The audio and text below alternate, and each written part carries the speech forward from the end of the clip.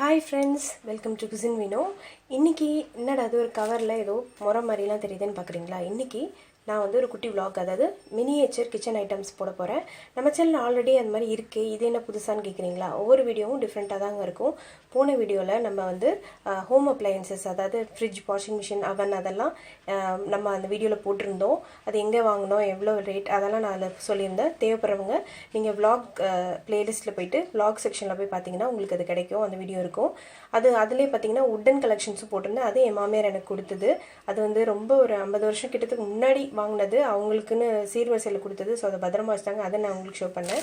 இந்த வீடியோவில் கொடுத்ததும் வந்து இதுவும் வந்து கிராமத்துக்கு ஊருக்கு போகும்போதெல்லாம் இந்த மாதிரி ஐட்டம்ஸ்லாம் அங்கே இருக்கிறதெல்லாம் எனக்காக எடுத்துகிட்டு வராங்க. எனக்கு இந்த மாதிரி சின்ன மினியேச்சர் ஐட்டம்ஸ்லாம் கலெக்ட் பண்ணுறது ரொம்ப பிடிக்கும். ஸோ இன்னும் நிறைய விதமான இதெல்லாம் கலெக்ட் பண்ணணுன்னு எனக்கு ரொம்ப ஆசை. ஸோ விதவிதமான வெசல்ஸில் பண்ணிகிட்ருக்கேன். ஸோ அதில் இதுவும் ஒன்று. இது பார்த்திங்கன்னா ஸ்டோனில் பண்ணது.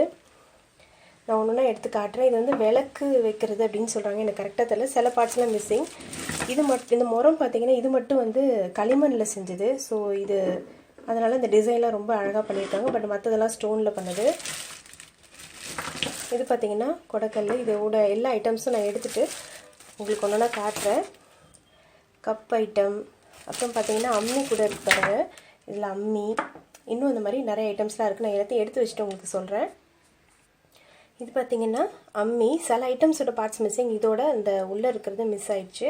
அடுத்து பார்த்திங்கன்னா இந்த மாதிரி ஒரு கிண்ணம் மாதிரி உள்ளது. ஸோ அதுக்கு ஒரு ஸ்பூன் கொடுத்துருக்காங்க. அப்புறம் பார்த்திங்கன்னா இது வந்து உரல். இது பார்த்திங்கன்னா அது சிந்தாமல் இருக்கிறதுக்காக இந்த மாதிரி வச்சுட்டு இதில் வந்து இப்படி குத்துறது. ஸோ இது அப்புறம் பார்த்திங்கன்னா இது இவ்வளோ சூப்பராக இருக்குது பாருங்கள். இதெல்லாம் அரைக்கிறது இல்லையா, சூப்பராக இருக்குது. இதுவும் இதை நம்ம தனியாக எடுத்துகிட்டு திருப்பி மாட்டிக்கலாம். இது ஒன்று. அப்புறம் நிறையா வந்து கிண்ணம் வெரைட்டிஸ்